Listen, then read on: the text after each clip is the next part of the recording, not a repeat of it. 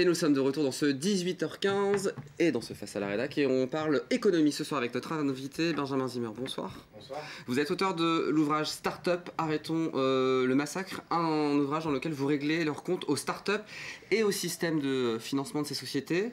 Pour vous, c'est un vide économique, les start-up?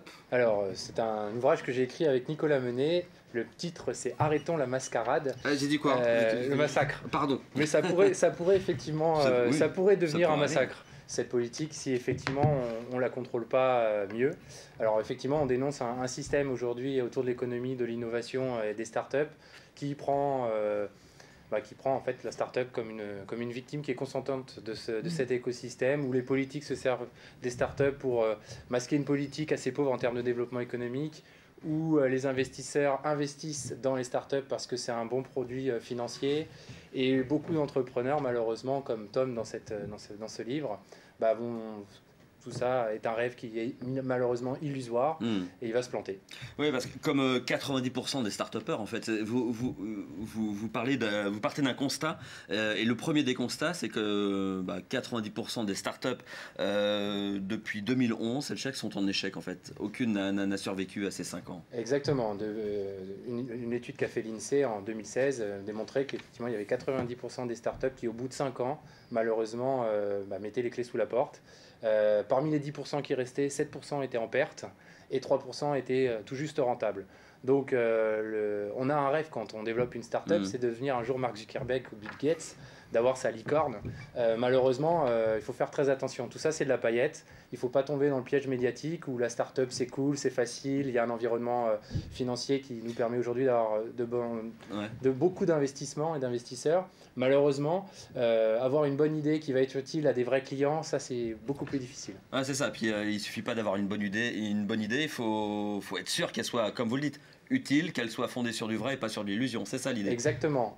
Il faut qu'elle soit désirable, cette idée. Il faut qu'elle réponde à des vrais problèmes. Il faut que les clients puissent se la procurer dans un réseau de distribution, dans une publicité. Bref, il faut réunir toutes les conditions. Et généralement, ces conditions ne sont pas réunies dans une personne. Les premiers à se tromper, c'est les start-upers, en fait. Alors les premiers à se tromper, c'est un peu tout le monde. C'est toutes les parties prenantes de cet écosystème. C'est l'investisseur qui investit, mais qui va faire croire du coup que l'entrepreneur peut réussir. C'est le politique qui serre la main à l'entrepreneur. Le jeune entrepreneur, lui, croit que tout ça, ce sont des acteurs qui sont bienveillants à son égard, bien évidemment. Mais malheureusement, pour lui, ça se finit généralement très mal. Parce que le jour où il arrive sur le marché privé, parce qu'à un moment donné, sa start-up est lancée, il a des fonds, il n'a plus de fonds publics, c'est là où ça devient difficile. Il faut avoir un vrai produit qu'on va vendre à des vrais clients. Et vous prenez, vous, l'exemple d'un Tom. Alors, Tom, c'est personne et tout le monde à la fois. Exactement. Qui a l'idée de créer un réseau social pour les anciens, l'exemple de sa grand-mère, la bonne idée, comme ça, un jour. Et puis, en fait, il se berce d'illusions tout au long de son parcours de start-upper, pendant plusieurs mois, plusieurs années. Alors, ça dure 3 ans. Il embarque 2 de ses amis, 2 amis d'ailleurs qui posent leur démission et qui profitent, en fait, et c'est très bien d'ailleurs, d'avoir le chômage pour pouvoir créer leur entreprise sans trop de risques. Malheureusement, le risque est l'entrepreneuriat. Parce que là, vous dites au passage qu'en France, ça c'est top, on peut créer... on est un des pays de l'argent sans investir. C'est ça. Alors qu'un entrepreneur, par définition, c'est quelqu'un qui veut changer le monde et qui prend des risques. Et effectivement, Tom est bercé dans l'illusion, mais l'illusion, elle est faite pas que de lui, elle est faite aussi de tous ceux qui gravitent autour, ses amis, sa famille qui l'encouragent. Il utilise par exemple Facebook pour démontrer son idée, pour proposer son idée, et puis bien sûr il a plein de likes, et toutes ces likes-là, lui croit que ce sont des garanties de succès, sauf qu'un like n'est pas une promesse d'achat, n'est pas un client, et tout ça va le conduire malheureusement à échouer. Il va se tromper dans le pacte d'associés, il va se tromper dans le choix de ses business angels, il va se tromper dans le recrutement parce qu'il a plein de choses à faire, du coup il oublie d'embaucher des personnes. Alors il embauche les personnes, mais il embauche les mauvaises personnes, et puis bref, tout ça va le conduire malheureusement... de plein d'erreurs, avec une erreur originelle, c'est une mauvaise étude de marché. En fait, il n'a pas testé sa cible. À la base, on aurait pu lui dire stop, parce que ta grand-mère, certes, elle a besoin de lien social, mais toi, ta solution, c'est un réseau social que toi tu utilises parce que tu as 25 ans, ta grand-mère, elle en a 85, elle n'a pas appris dans sa vie à avoir des liens sociaux sur une tablette tactile avec en plus une application qui est payante. C'est l'exemple de ce qui se passe dans la majorité des startups, ce problème originel vous dites de ce monde de paillettes, en fait, ce problème de rigueur peut-être sur les études préalables avant de se lancer. Oui, en fait on transpose, ça c'est de la psychologie voire même de la sociologie, on transpose c'est une transposition infinitaire de ce qu'on aimerait nous avoir si jamais on avait 85 ans. Sauf qu'on n'a pas 85 ans. Tom a 25 ans. Donc lui, il vit dans son monde, avec son univers, avec ses solutions. Sa grand-mère, elle vivait dans un autre monde. Elle vit toujours dans ce monde-là, mais elle a ses habitudes. On ne lui apprend pas à utiliser une tablette. Et dès lors qu'on ne lui apprend pas à utiliser une tablette, ça devient très difficile de vendre une application pour avoir des liens sociaux.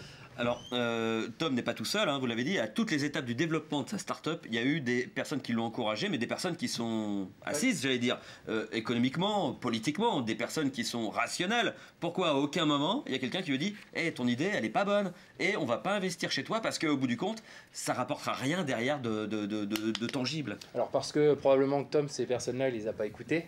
Ces personnes qui lui ont conseillé, parce qu'à un moment donné, il essaie de rentrer dans un incubateur. L'incubateur, le directeur de l'incubateur lui dit « J'y crois pas beaucoup en ton idée ». Bon, malgré ça, le directeur de l'incubateur, c'est un très bon exemple, va le prendre. Pourquoi ? Parce qu'il est solvable, il paye les mètres carrés de l'incubateur. Et le directeur, il a tout intérêt à avoir son incubateur rempli de start-up. Et ça, c'est ça la mascarade. C'est que finalement, on se sert de Tom pour répondre à ses besoins de visibilité politique, de remplissage de mètres carrés, de placement financier, mais à aucun moment on se dit cher Tom, là tu vas te planter et malheureusement tu vas tomber dans l'échec, et l'échec en France est très peu valorisé. Et finalement Tom, qui en 3 ans a fait pratiquement tous les métiers qu'un grand manager peut faire, a essuyé tous les plâtres, et ben au final on va lui dire que c'est un loser, et il déprime de ça, parce que en France la culture de l'échec on nous met sur le bas-côté de la route. Et dans le livre, vous montrez qu'au fait, plutôt que déprimer, il faut plutôt prendre cette expérience pour rebondir. C'est très riche, justement. Vous parlez de l'argent public, notamment. Vous dites qu'il y a énormément d'argent public. Alors, j'avais noté le chiffre quelque part. Les aides publiques à l'innovation multipliées par 2 en 15 ans, 10 milliards d'euros, qui vont dans du vent, c'est ce que vous dites. Exactement. Et moi, ce qui m'embête beaucoup, ça fait 15 ans que je travaille dans le milieu des startups, je suis entrepreneur, je travaille pour une société au Mans, justement, où on est en train de développer une filiale dans les services à la personne. C'est Wicker, exactement. Guillaume Richard. On a ce sentiment qu'effectivement, l'argent public n'a pas la même odeur que l'argent privé. C'est-à-dire que l'effort que vous mettez pour avoir un euro public serait plus faible que pour avoir un euro privé. Or, l'effort est le même, c'est le même euro, il n'y a pas des monnaies différentes, seulement il est distribué un petit peu partout, c'est un peu de l'essaimage, et puis on se dit qu'à un moment donné, de toute façon, le marché il va réguler la situation, et puis celui qui doit réussir. Ça, c'est Darwin. Sauf qu'il faudrait l'expliquer aux entrepreneurs, que malheureusement, ils peuvent échouer, et qu'ils auront au moins essayé. Voilà, c'est pas parce qu'on aura mis de l'argent sur eux qu'ils vont réussir. Exactement. Et pourquoi les politiques, malgré tout, mettent de l'argent public sur des entreprises qui sont vouées à l'échec ?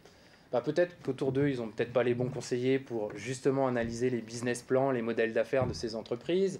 Peut-être il y a peut-être plein de raisons, les outils pour pouvoir évaluer la rentabilité d'une société ou son modèle d'affaires ne sont peut-être pas super pertinents. Il y a un certain nombre de choses qui font que malheureusement, puis le politique, il est là, il est de passage lui, et puis il doit sortir des chiffres au bout de 5 ans, au bout de 6 ans. Donc s'il commence à être trop sélectif, quand il va présenter sa politique, malheureusement, il aura très peu de résultats. Et puis parce qu'il faut peut-être aussi du numérique, du start-up, du moderne, du maintenant, un peu partout, saupoudré un peu partout dans les politiques publiques et dans l'affichage généralisé. Bien sûr, et d'autant plus quand on est loin de Paris, où justement, c'est toujours comment dire, c'est l'ère de la modernité, la start-up. Quand on parle start-up, on pense Silicon Valley. Silicon Valley, on pense les grandes entreprises du digital qui emploient plein de gens, qui sont très attractifs, donc qui rendent en fait votre politique, votre territoire désirable, et qui peut-être est un appel d'air, ou en tout cas un moyen de rendre attractif le territoire pour des jeunes talents. Cet immense incubateur là de Xavier Niel à Paris qui va être financé, c'est une mascarade ça aussi ? Alors c'est pas une mascarade, ça existe déjà, mais c'est un super produit immobilier pour Xavier Niel. Et alors ça sera une mascarade. Mais on est dans ce système de la mascarade un peu où moi je trouve que c'est très bien que des entrepreneurs qui ont réussi en France, à l'image de Xavier Niel, investissent et mettent toute en fait leur expérience au service des entreprises. Maintenant il faut effectivement regarder ce qui va en sortir tout ça. Ça sera un peu prématuré de vous dire qu'aujourd'hui que ça va marcher ou ça va pas marcher, j'attends de voir. Mais effectivement, je trouve que ça serait intelligent de travailler relations publiques, relations privées, parce qu'au final, ce qu'on veut, c'est des entreprises qui perdurent, qui créent de l'emploi pour que les Français soient heureux. Et aujourd'hui, on a le logiciel pour ça. Vous proposez, vous, une économie à profitabilité intégrale. On ne va pas rentrer dans le détail du concept, mais c'est une autre manière de voir les choses qui permettrait de sortir de ces paillettes des startups. Ça serait en fait, plutôt que de réfléchir tout le temps comme on fonctionne, c'est-à-dire très en silo, le politique d'un côté, l'acteur politique, enfin l'acteur du développement économique d'un autre, l'entreprise d'un autre, les parties prenantes, les clients d'un autre, bah, pourquoi pas se réunir pour déjà se poser la question, c'est quoi nos problèmes qu'on veut résoudre dans nos quotidiens en tant que terriens sur nos territoires. Après ça, on pourrait planifier ou programmer justement une politique qui aurait comme objectif de résoudre nos problèmes à plus ou moins longue échéance, avec plus ou moins d'ailleurs d'innovation, mais au moins on serait dans du concret. Et puis après ça, effectivement, si on crée une entreprise qui répond à un vrai besoin, l'investisseur, il va retrouver ses billes. Le politique, il va être content parce que localement, il aura trouvé des problèmes à ses citoyens. Donc au final, ça c'est un cercle vertueux. Et profitabilité intégrale, c'est ça que ça veut dire. C'est que c'est profitable à tout le monde. Du client à l'investisseur en passant par toutes les structures d'accompagnement. On rappelle l'ouvrage Startup, arrêtons la mascarade, dont vous êtes le co-auteur. Merci en tout cas, Benjamin, d'être venu sur le plateau de MTV.